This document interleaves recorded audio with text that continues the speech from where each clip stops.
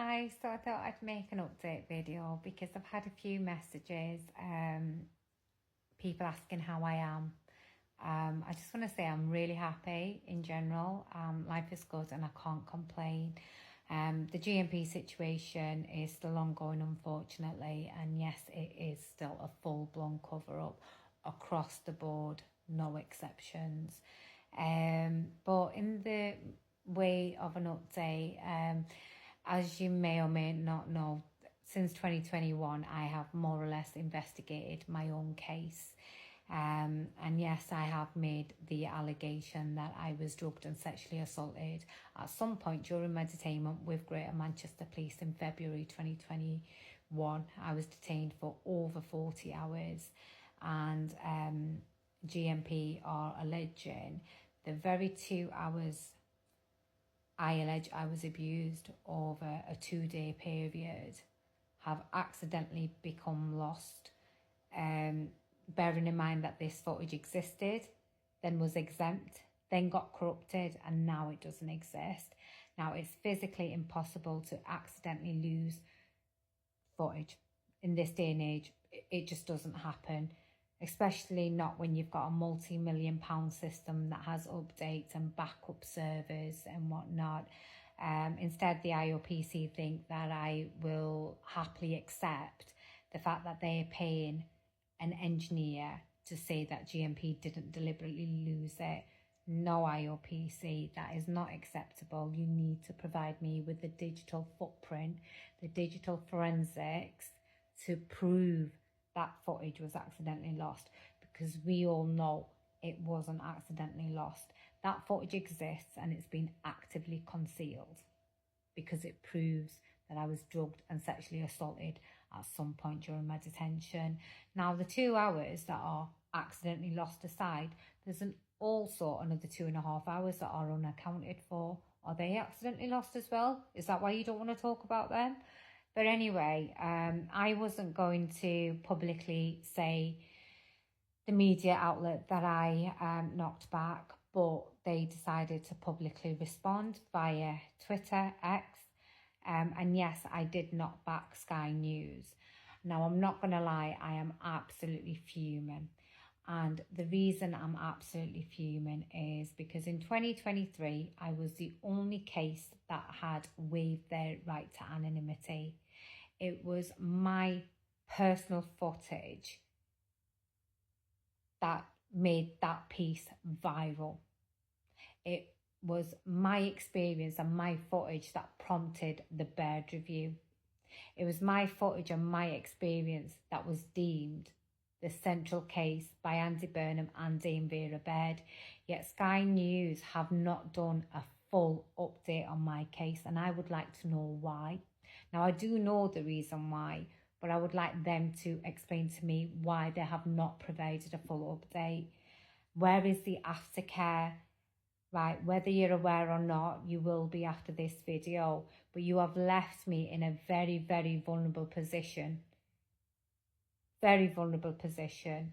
Are you aware that during the course of the Bird review, Vera Baird had Greater Manchester Police surveillance me?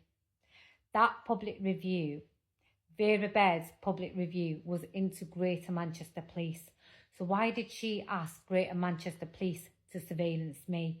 Yes, I have the documents for that. And it's all backed up in video format. And it's not kept at home. Not only that, the IOPC, the police watchdog, who allegedly investigate police misconduct, also surveillanced me. Now, the last time I checked, Vera Baird and IOPC, I'm not a police force. So why were you both surveillancing me in favour of Greater Manchester Police when you were meant to and are meant to be looking into Greater Manchester Police?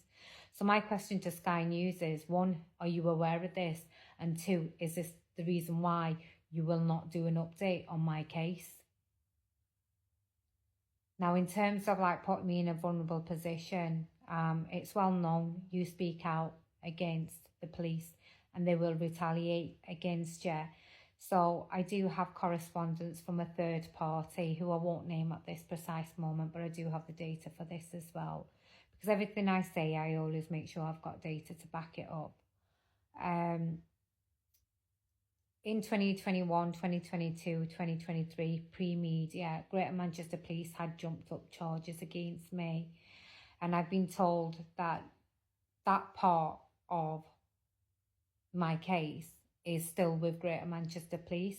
So loosely translated, that means that they've got plans to bring those jumped up charges back up. I think what they're waiting on is for my case to die out and for them to bury it before they pounce. And I have got safeguarding measures in place should that happen, because I'd have to be naive to think that they're not going to retaliate against me.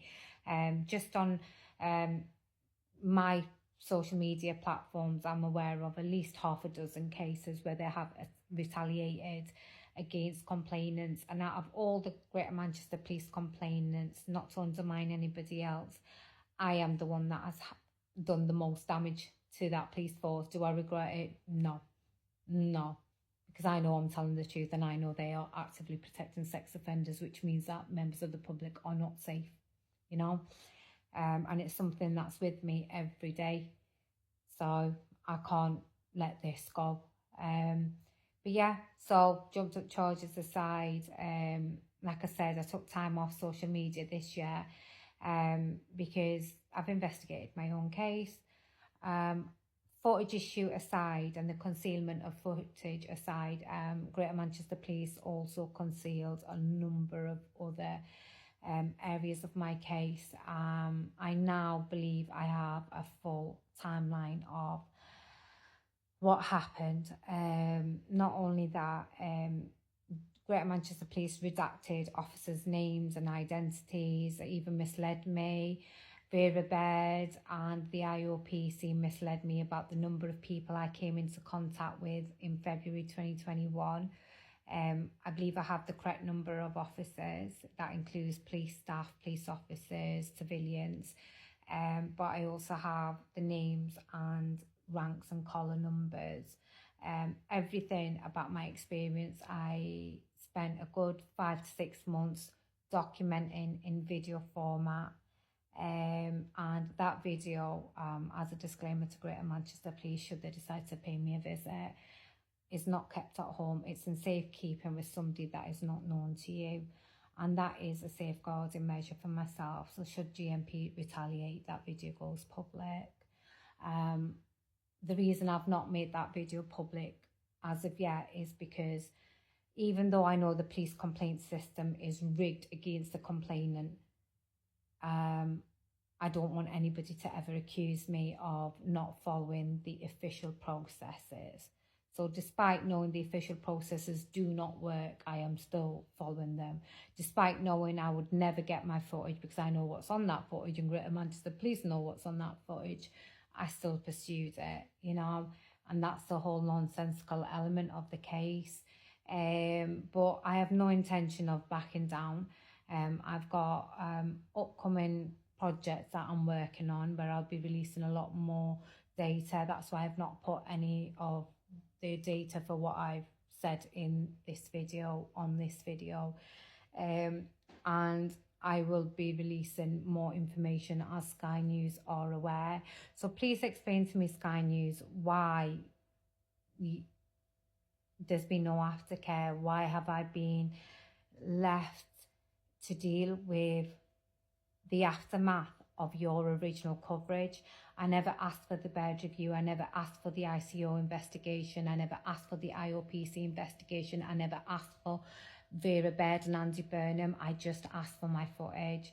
You used the footage that I do have to, I don't know, and as clickbait basically, and now you've left me to it, deal with the aftermath. Why? I mean, I know the answer, and I know the answer. And I've got that documented in video format as well. And again, it's not kept at home, but I want you to explain to me, number one, why you will not have me on live with Andy Burnham, Vera Baird and Greater Manchester Police's Chief Constable, so they can tell me to my face that they have improved. why will they not come on live TV with me? And why will you not have me on live TV with them present? Because you lot know that I will blow the narrative away, you know, the narrative that you're pushing, that Greater Manchester Police have changed when they haven't. Please explain to me how a police force has changed when they are actively protecting sex offenders who are still serving. Please explain to me how a police force has changed when they are responsible for the child grooming cover-ups. Please explain to me how that police force has changed when they have got active, unhappy complainants. But yeah, so like I said, I've asked for a live interview and nobody's took me up on the offer. But they won't even do a live update. They want little snippets. Don't want to give you little snippets. Do a full-on update. Why? Why? Is it because you can't say anything bad about Vera Verde and the IOPC surveillance in me? Is it because you don't want the public to know that GMP are going to be reissuing those jumped up charges? Because if you know about it, then that means you're complicit. But to what extent are you complicit? Like I said, everything that I've said in this video, I elaborate on with data, with phone calls, with messages, with emails, with meetings, with their data. I elaborate on, and I've documented exactly how my experience has gone down, including every officer and every individual I came into contact with, and I have listed them in chronological order as they appear throughout my experience. And yes, I do believe that I know who the perpetrators are. And the reason I say believe is because I've been gaslit so much and I'm only human. But deep down I know. So again, on a final note, thank you so much if you've stopped by to watch this entire video. I've never grifted off the back of my experience, and I never will. I've covered all costs myself. I just want to raise awareness, because the more awareness I raise, I keep myself safe and I keep others safe, and it keeps the pressure on. So please help me keep my experience alive, and as long as I've got your support, I will continue going until I can't no more. And can't no more means until they decide to silence me. But again, I've got measures in place for that. So thank you.